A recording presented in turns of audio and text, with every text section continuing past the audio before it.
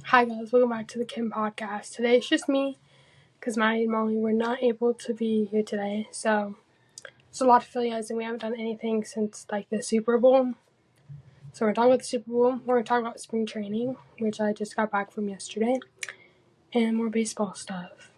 So it's been kind of short and boring today, but I just thought I'd put like something out there. So first with the Super Bowl, which the Chiefs obviously lost, and it's very sad that the 3P was not there. We just don't have enough to make it. But I almost think we needed it. And now everyone has a sour taste in their mouth, and we're going to, run it back, and we're good for next year. And Travis is not retiring now.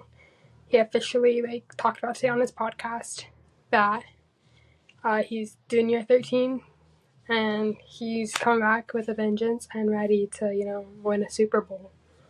I think next year will be his last year, just because it's the end of his contract. It's year 13. It's a lot of years doing what he does. That's a lot on your body, and there's so much for him after the NFL. There's Taylor. He could go be like Jason Kelsey and, do Monday Night Football. There's so much for him that he could do. He'll be good. But he did not perform very well in the Super Bowl. He supposedly had a very bad illness, which I don't know if this illness affected his catching, but apparently it did. So, whatever. I feel like the only person that actually showed up to the Super Bowl was Xavier Worthy. He got both touchdowns. Also, it's been a month the Super Bowl, so you gotta give me something. I think it was two touchdowns. Not really for sure. But the Eagles, it was obvious the better team won. The Eagles were the better team coming in. Yes, you don't want to doubt against Patrick Mahomes, but they had the better defense, the better offense. They were just better overall. So I have to give credit where credit is needed. So hats off to them. Although I was a little annoyed, I was watching TV a week after the Super Bowl, and the Jalen Hurts, where you going? We're going to Disneyland ad kept playing. I was like, this is stupid. We need to get rid of this ad. And then the halftime show, at the time the halftime show was happening, I hated it. After, I am now obsessed with it. I love it. I still listen to it.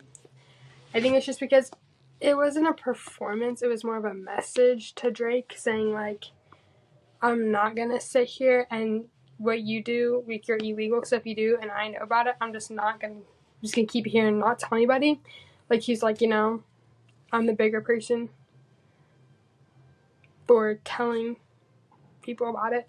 So, he did, and then he had, obviously, I forgot his name, the guy being Uncle Sam, being well, you need to be like this, you need to be like this. He's like, no, I'm going to be different. I'm going to tell the truth, and I'm not going to be like all these other pop stars, And SZA, oh my god, SZA was amazing.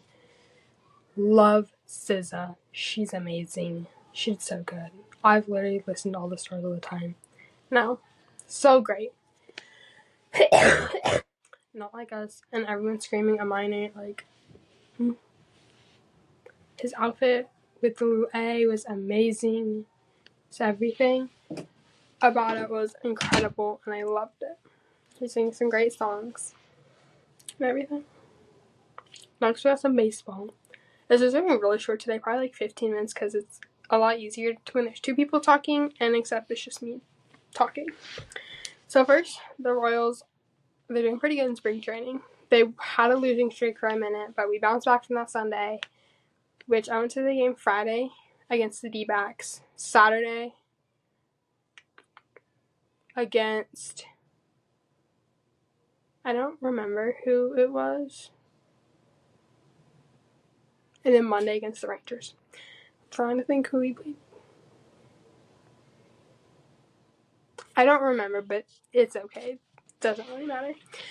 But we lost Friday and Monday.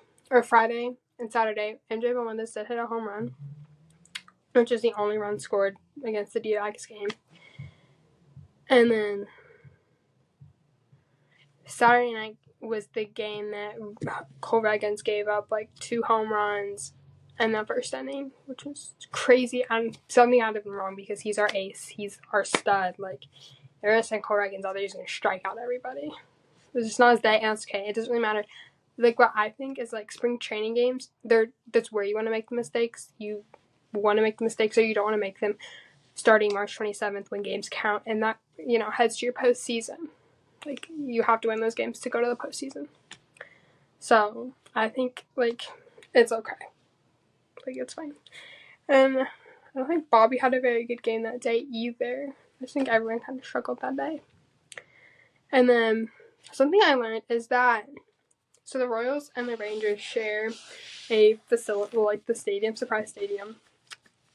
So the, like, Bobby Witt Jr., Vinny Pasquantino, Salvador Perez, they will not play at games that are not at Surprise Stadium. I didn't know that. So we went to the one at the D-back stadium. I was like, why not? Like, maybe it's like maybe just off day. But then I looked at it. Any of the away games that they play in spring training, none of their studs play. So it's very weird.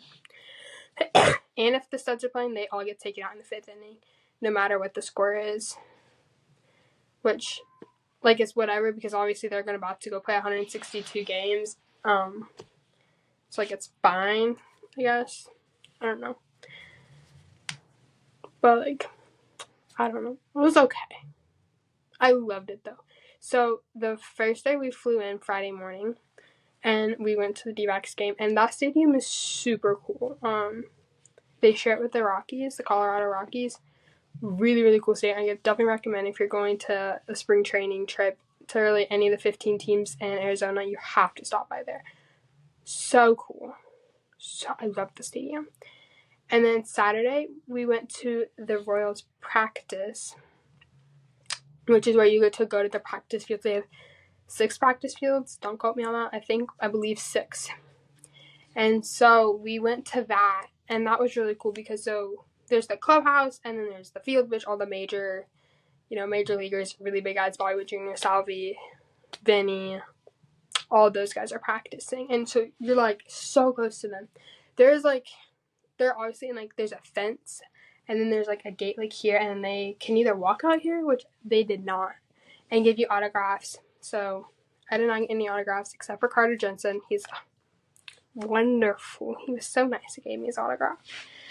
But you can go see a bunch of the minor league guys because they play on the other side of, like, on the other fields. Majors, they play, it's, like, on the left side and, like, the first 3 fields, and then minors play, like, across the sidewalk and, like, on the right side on 3 fields. And so we got to go watch them. That was really cool because you're right there. But it was still really cool watching the majors because they're right there. You're never going to be that close to Bobby at the K. You never will. And honestly, I'll probably never be that close until next year when I go again. Unless, I don't know, happen to meet him somewhere or something, you know? Because because everybody, like, in Kansas City, like, loves Bobby. So, like, of course they're going to be there. Like, if spring training is in Kansas City, they'd be so busy. But there were maybe 20 people there at practice. And it was great. It was really sad getting autographs. Like, devastating. Really, really sad about it. But except for Carter Jensen, which was very nice. Probably my new favorite. MJ Melendez will always be my favorite player, but, like, he's second. And he's my favorite AAA player. I'm pretty sure he's in AAA. I think so. I think that's what we saw. And we went to practice 3 days, and all 3 days it was super cool. Like, even though I didn't get an autograph, I kind of understand. There's 2 sides of the story. Like, either, like, you know, people are paying. It's not cheap to fly and get a hotel and rent a car. You know, these people do that to come watch Bobby Witt Jr. and Salvador Perez play, and you not come over or even acknowledge them and wave or something. Like, we were, like, if they weren't practicing or they were walking or, like, not doing a drill, we would be like, hi, Bobby. And they wouldn't even, like, respond. Like, they wouldn't give you a little wave or a little head nod. Nothing. And I think that's kind of like, these people pay a lot of money to come watch you. And there's 20 people. You can come give them your autograph, and it'll take me 5 minutes out of your day. And they don't have to walk by you either to go back to the clubhouse. They can just walk on the other side of the field, and the clubhouse door is right there. Like, I'm sure if you're a KC fan, you've seen the big, you know, KC door. It says Clubhouse KC on it. Spring training. If you haven't, You can just go to the Royals Instagram, you'll see it. So it's like a little annoying because on Instagram I had seen like them giving autographs and stuff. But then also it's like, it's like if I was a player, it would get a little annoying too. All these people always asking for my autograph, and you're just trying to you're going to work every day pretty much. I mean, you get paid a lot of money, but you're just going to work, and you don't want to give all these people your autographs. So I kind of see both sides of the story. It's just more annoying as me being a fan, but I wasn't devastated by it. Like, it was okay. It's whatever. I'm not a big autograph person. Like what I do have a lot of is MJ Melendez because he's my favorite player. So I have like cards, a ball. I was gonna have him sign my jersey, but I wear that too often for him to sign it. So just get rid of it. And I have James McArthur, and Drew Waters autographs from the Royals rally, which they're not worth anything. But like, it's just cool to being a fan to have those autographs. I would never sell the Bobby, like a Bobby Witt signature. I would never, or autograph. I would keep it. Yeah, that's really cool. But like, so the Rangers, they also like, the Rangers on the other side, they give autographs all the time. I mean, we walked in there because we thought it was the Royals, not the Rangers, because they don't practice till later that day. And they were just out there, like, they're big guys, like, they're big studs. We're out there just signing autographs. It's like, oh my gosh, like, this is great, man. It's what the Royals did. They did not. But you're honestly more likely to get an autograph at a game than you are at practice.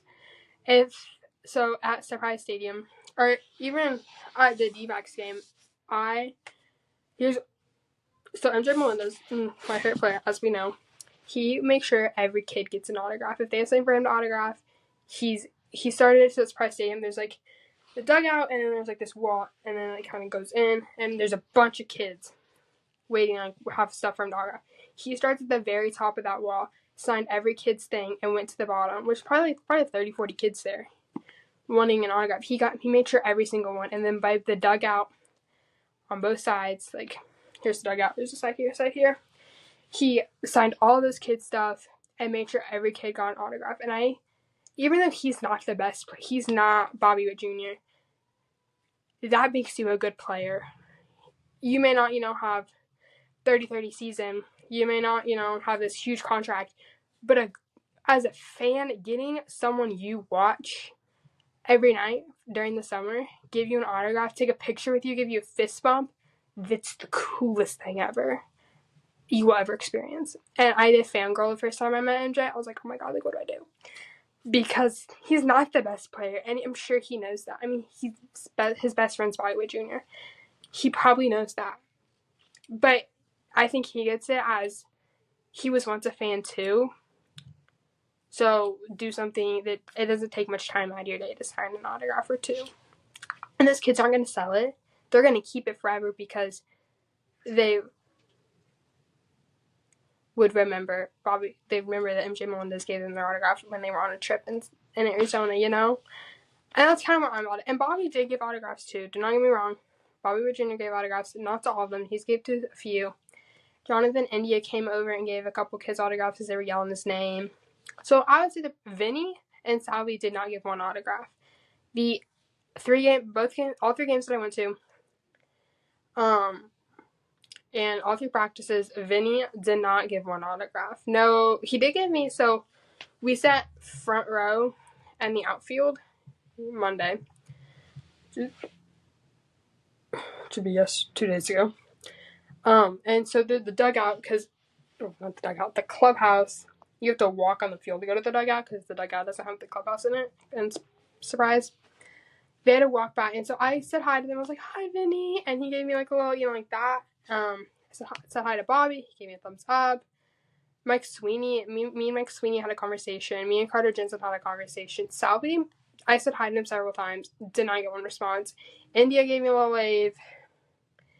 MJ said hi. Q said hi. He gave me a little wave. Trying to think who else. I think that's all that said hi to me. But those are the big guys, But I was really disappointed because Salvi's supposed to be like this really, you know, like, oh my gosh, I love the people. And I'm sure he is. I'm sure he is a very nice person and loves the fans. The way he just talks about Kansas City, and all the guys talk about Kansas City, it just sounds like they love them. So I'm assuming that maybe he was just having a bad day or he was busy.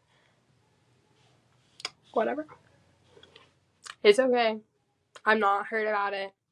I get it. You're there. It's your job to go play a game. I get it. You know? But that was kind of cool. So that kind of made the day better. Because earlier that day, it was our last day there. Like, our last day, we were going to, like, go to the game and practice and stuff. And so I didn't get anything at practice I was really sad about. But they always said hi to me. And there was no way I was going to get their autograph because the net was right in front of me. And so, like, the net, like, way down there was a bunch of people. Way down there was a bunch of people. So, like, I wasn't getting an autograph. Like, at least, like, saying hi. That was really nice. So, and then after the game, because during the game, after the 5th inning, it's, like, the 6th inning, all the big guys just walk back to the dugout. Like, so, like, there was no chance of me getting any of their autographs. But some of the minor league guys, like, after the game was over Monday, came and gave autographs. So that's where I got Carter Jensen's. And he was like, oh my gosh, you were the girl talking to me earlier. And I was like, yes, I was. And it's like, you remembered me. It's like, that's super cool. So, love you. Love him. It's great. But we got to see MJ's new swing. It looks really good. I watched a bit of a podcast earlier today talking about it where the home run that he hit, he would have not hit last year because his swing wouldn't allow him to hit it because of, like, his leg kick or something. I don't really know all of it. I'm not into, like, the whole statistics and everything. But he wouldn't have been able to hit it, and he hit a home run off of it. Because normally most where he swung were, like, down, or, like, halfway, the strike box halfway and then down, not up. And this one was, like, up in the corner. So it's really good. Like, it's obviously working. Had a really sweet catch too. There's definitely some kinks that they need to work out still, but it's only spring training, so it's okay. Like, they were just like, it was easy plays that they messed up, and I get you're human. Like, it's okay, it happens. I get it. You know, just like, oh, didn't catch that, or like, it's too far to the right for that, or something, you know. Also, MJ had Monday, he was 2 for 3. He hit a single, which he also would have not hit. Maybe that was the single. It was not the home run. The home run was in the middle of the plate. The single was, like, in the corner. His hand was left. In the corner, because he's left-handed. He wouldn't have been able to hit it. He would have struck out. Because it was a full count, or 2 strikes, and 1-2, maybe. I don't remember. But he wouldn't be able to hit, and he got a single. And then he hit a triple later that day. So, he had himself a good game. I think Bobby had a pretty good game that day, too. I don't remember. Oh, and Izzy said hi to me, too. Because I told him happy birthday. It was his birthday. And he said hi. So that was nice. I'm kind of jumping around. Sorry. I'm just, like, trying to remember everything. But it's really cool. Like, the minor league guys, they're super nice. Even though I felt honestly so bad I didn't know any of their names. The only AAA guys I know are Tyler Torbett, Carter Jensen, Jack Caglione. That's all that I know. And I feel, and Biggio. I know that guy too. Oh, and Joey Weimer, whatever his name is. I know him now. So, like, before going into spring training, I only knew Carter Jensen and Jack Caglione, which I felt bad because they were just walking around everywhere, and I could have got pictures with all of them, autographs, but I didn't know their names. So I didn't want to, like, have to Google their names and be like, oh my gosh, you know. No, I just, like, didn't. I felt bad. So my goal for next year, so learn most of the minor league guys. I'm pretty sure the entire farm system is there, starting from rookie ball to AAA. So, like, I knew some of the AAA guys, but they were practicing with the big leaguers, like Drew Waters, Tyler Gentry. Yeah. So, I knew some of the guys, I guess. But it's really cool, like, honestly, because you don't get to do that. Like, if in Kansas City, like, the K's, and I love the little stadiums there because they're so small and you feel like you're in the game. Because at the K, you know, there's 40,000 some people who are watching the game, and, you know, but, like, in here, there are, I think, 5,000, which are probably, how many, there's probably, like, 10,000 each Royals game, or a little less than that. I don't know how to Google it. I don't really want to Google it, because I'm filming on my phone today. It's just, you felt like you were more close to the players, and maybe that was just because they were walking right in front of you, or, I don't know, and those are some true Royals fans out there. There's no bandwagon fans that go down there. There were a couple guys, though. This is a little rant. The grown men who have these booklets of cards that they want these guys to sign is sickening. You are a 50-year-old man asking for Bobby Witt Jr.'s 24-year-old signature. And there's a bunch of little kids. You think he's going to give you your signature and not the kids? Okay. I'm getting up in age. Well, not that old. I'm getting an age where, like, autographs, I really, like, give the little kid. If I catch, like, a ball, if I were to get a foul ball, I would give it to the kid. Like, a little kid next to me. I'm not going to keep it. You know? So, I have several balls. When they take BP there, literally, if you go behind the field, you can probably, there are really 50 balls there. You can only get one. It's like, it doesn't matter to me. There was one that, you know, last year for my birthday that Riley Green threw me a ball, and some other kid caught it, and Riley literally stared at him and pointed at me, and I felt really bad because it was a little kid, and he gave it to me, and I was like, oh. So, like, I kept it, and I still have it, and it's signed now. But I felt bad, like, the little kid had it. But the little kid ended up getting one. Riley threw him one later, so it was all fine and dandy. But that grosses me out, and they want these signatures. It's like, ew. Literally nasty. I mean, you have to use some common sense. If you're a 50-year-old man and there's a 5-year-old little boy, if I'm a major league player, I'm going to give the 5-year-old my autograph. I'm not going to give the 50-year-old man my autograph. And he's just going to sell it. The 5-year-old's going to keep it. And now maybe some of these parents are sending their kids up there to get autographs. I don't know. And neither do the players. But, like, if I was ever to be a major, I mean, there's only the only women's sports major leaguer is basketball, and I don't like playing basketball. I do like watching it, though. I love to watch college basketball. I don't really like NBA. Like, it's fine. I love to watch college basketball. Love it. But it just grosses me out. We also saw a lot of the pitchers, like, doing drills and stuff, and I don't know whose son it was, but one of the pitcher's sons was doing drills with them, which I thought was really cool. Like, they made, like, his glove, and he was doing all the drills with them. They were calling out plays, and he was doing the plays, and I was like, that's so cool. That's so cool. I love that. I also saw Mike Moustakas there, and I saw him doing his interview where he's going to, like, sign a one-day contract with the Royals on the 31st of May, so he can retire as a Royal, which I really love. Also, none of the guys after the 2015 World Series who went to a different team did good. They all sucked. I don't know if Eric Hosmer has. I'm pretty sure Eric Hosmer has retired by now. But I'm pretty sure he retired as a Royal. Moose gonna retire as a Royal. Salvi, I think next year. So he has 2 years left on his contract this year and 2026. And then he's a free agent 2027. Salvi is not gonna go to a different team. He won't do that. He'll retire. Because, I mean, he's still a really good player. He's just slower than he used to be. Which is, I mean, he's 34 years old. He'll be 35 in May, I believe. So, of course, you're not going to be the fastest guy on the team. But he's Salvi, and those guys respect him like crazy. I'm sure of it. When you've had a guy who's been in the clubhouse since 2011, you're going to have some amazing respect for that guy, like, you know?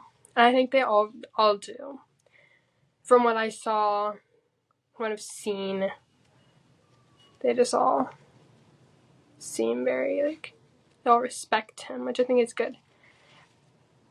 Good. I don't know, it seems like also, like, with, like, when I saw, like, the Royals, like, in practice, they all just look like a big group of best friends. Literally. They just all seem like best friends. They're over there laughing, having a good old time. I really saw when, like, all four of them were on the field together, MJ, Bobby, Vinny, and Izzy, Kyle Isabel, all kind of hang out. Like, I think they're a friend group, and that's what I see from Instagram. And like, I think all four of them went to the Chiefs game, and their wives. Well, yeah, and like Bobby, Vinny, and Kyle's wives, and then MJ, Bobby, Vinny, and then all went to like a Chiefs game. So they all seem kind of like they're like the friend, like a friend group. And I'm sure there are, like, the pitchers probably all have a friend group, and, you know, but they're all, like, best friends.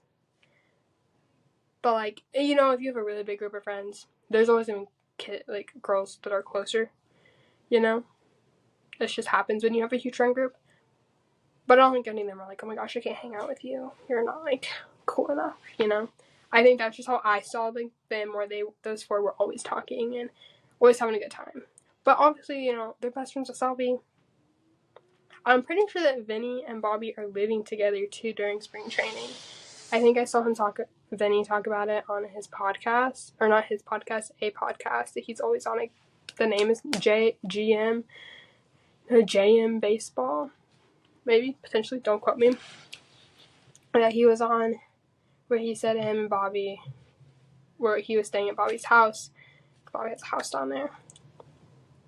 And I know, like, I'm sure other guys rent, because there are, I don't know if they're hotels, they're probably like apartments, or I think they're called player houses. I am not 100% sure. That are like, they have the Rangers one and they have a Royals one, and they're like all gated. But I'm sure like a lot of minor league guys stay there. And because I'm pretty sure the whole farm system's out there. Well, most of them.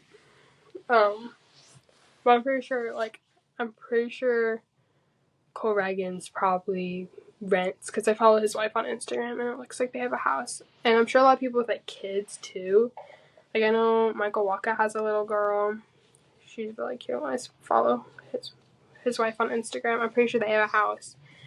So I feel like when you have kids too, you also rent a house. But if it's just like, I'm sure a lot of people like live together too, like Vinny and Bobby are doing. I'm sure they have it all figured out, because I know there's not enough room in that hotel, or I'm sure it's like apartments or dorms that not all those guys can live in there. And some can afford it. I'm not sure most of a majority of the minor leaguers can't afford to rent a house or an Airbnb for the month and a half they're down, at 2 months, you know? I'm just sure you can't. And, you know, also with the minor league guys, they ask, well, not just minor leagues, but in baseball in general, if you're on a minimum league salary, which if Vinny Pasquantino is this year, he makes $800,000. You're asking a lot for him to be in a different city every week, him to play 162 games, and if we're playing postseason, more than that, and if you're in the All-Star game, that's an extra game. And, you know, just traveling, playing and then the spring training, that's a lot to ask out of somebody, and only pay them $800,000. I understand that's a lot of money. Like, not an everyday person makes $800,000. But then you have Bobby Witt Jr., who's making, you know, $30-some million. It's just kind of like, that's a lot out of people. That's kind of how I feel, though. I don't know. I think the minimum, and then also out of that $800,000, you get taxed on it. You have to pay a percent to your agent. I don't know how much a percentage is. I could probably Google it. Tell me. So, I don't know. It's just, I think the minimum, like, should be $1.5 million, no matter what position you play. That should be the minimum. But I also don't think we should be signing, the Royals would never do this, because the Shermans are not billionaires. They're rich because of the team. They're just not rich. Like, the Mets, their owner is just rich. The baseball just helps. The Royals or I don't think he's kind of stupid, honestly, to sign a $765 million contract for 15 years. What if Juan Soto gets hurt and he's out for the rest of his career, the first year? That's just, it's a risk you have to take, and obviously they were willing to take it. But I think it's probably the biggest contract in baseball, or in any history of Major League Sports. And then Shohei Ohtani is next. Although, what do you think they should have done with Shohei Ohtani? Is then after he retires, like so many years after he retires, he gets 50% of, like, he owns 50% of the Dodgers, which is going to be really cool. Because he's just an amazing player. A guy who can pitch, who can be a great DH, steal 50 bases, hit over 50 home runs, steal over 50 bases. And that's just incredible that a human being can do that. Incredible. And I love that. So from what I've watched Juan Soto lots of times, as him being a former Yankee. Royals play the Yankees a lot. A little beef with them. But that's past the point. He's a good player. But I don't think he's the greatest. He misses some of the easiest catches. The easiest outs. Misses. He missed one playing Royals. And that's how someone, I don't remember who it was, scored. And so I just don't know if he's worth that much money. But pay him what you want to pay. Obviously, when it comes to it, at the end of the day, baseball is a business. So you're going to take, if you get four jobs and this one pays the most, you're going to go to that job, That's kind of how it is. So that's, I think, why they, locked down Bobby Witt Jr. last year, because he could honestly he could have gone to a different team and made way more money. He really could have, but he didn't. Because I think there's also something when it comes down is being drafted. You got drafted by the Royals. You wanna stay with the team that drafted you, and you want to bring them a championship, And so I think, again, don't quote me, that he said, I want to win, but I want to win here in Kansas City. And I truly believe that the Royals can make it this year. They can win a World Series. I think there will be some guys we need to pick up along the road, along the drive. Maybe whether that be, obviously season hasn't started, maybe some outfielders. We have a great infield. There's no need for any more infielders. And maybe Michael Massey, Michael Garcia, and Jonathan India will thrive in the outfield, and I hope they do. But I hope they don't take into a spot either as to be my favorite player. But whatever. But I think this year for MJ is a make or break year. He has a lot riding on this year. Last year there was no one else willing to play left field. I don't know if they were not willing, but no one to play left field. So he was, guaranteed in the lineup. This year they have people. So it's kind of, he has to fight for that spot, and I think he's done a very good job in spring training. Let's kind of see how the rest of the, season goes. But it's either he's going to be amazing this year, and he's going to get consistently hit, consistently get those hits, consistently get home runs. Well, consistently home runs. I think he can over 25 home runs, and to have an average of 250, 240, an average batting average. Maybe 230, maybe 250 is a little high. But I'm sure he can get it there. He's had he's been, and there are games he's amazing. And then he gets in that slump for a very long time. But he gets out of it. And then gets in it, I think his stance was really complicated too last year. And it seems a lot more relaxed. Seems a lot more ready. I don't know how to explain it. He just seems very chill and not last year seemed very I can't move from this spot. From how I'm holding my bat. We can kind of mess around with it this year. So we'll see. I do think he'll be in the opening day. He'll be the opening day left fielder. I think the lineup will be Jonathan India playing second or third base. I don't know which position he plays.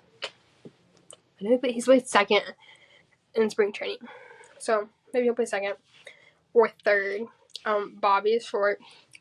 Vinny at first. Salvi or Massey is DH. Or if Massey can play third. And you'll have Renfro, Isabel, Melendez. Or no, you'll have Melendez, Renfro, Isabel. I'm not, this is what I think will be on there. And I think the opening starter will be Waka, Lugo, or Reggins. I feel like it will be kind of like the same as everyday lineup last year, except for India. And surely DH will either be Massey or Michael.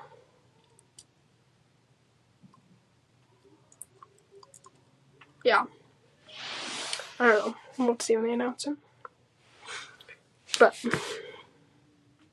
I think that's it for today. There's a lot of yapping. So I hope next time that we have Maddie and Molly, but they couldn't. So we haven't posted in quite some time, so I thought I would just put it out there. I want to watch it. Oh, before we go, Taylor Swift getting booed at the Super Bowl. No. As much as grown men hate Taylor Swift, don't understand why grown men hate Taylor Swift. She's famous because she's good at what she does. She's famous because she's a really good songwriter and a really good performer, and people like to watch her. Taylor Swift went to the Super Bowl to watch her boyfriend play football. To watch him play one of the biggest games in his career. But that's really bad and we boo him. But we don't boo Kevin Hart or Anne Hathaway or Bradley Cooper. We don't boo them because, they're there to support their team. But when it comes down to Taylor Swift, we hate her because she's good at what she does. I don't get it. And I'm a Swiftie. I don't agree with everything Taylor believes in or everything that Taylor does. But I think it becomes a point where it's grown men. What are you teaching your daughters? What if they become successful? Are you going to boo them because of what they believe in? Or their views on politics? I don't like her view on politics, but that doesn't stop me from listening to her and understanding that she's a great musical person. She's fantastic at what she does. I get very passionate about this, if you can't tell. What are you grown men teaching your daughters? That they can't be successful? Because they sure can. And my dad, he doesn't agree with everything Taylor does either. But he says Taylor is a, amazing singer-songwriter. She puts on, that's one of the best concerts he's ever been to. He went to the Eras tour with me and went to the Reputation Stadium tour with me. And he says after Metallica, that's the best concerts he's ever been to. So it makes me a little mad when we only boo Taylor Swift because she's there supporting her boyfriend. But we don't boo other people when they're there supporting their team. But now that is it for the episode. Hope you guys love. So remember, follow our Instagram, like, subscribe. We need some viewers. Bye.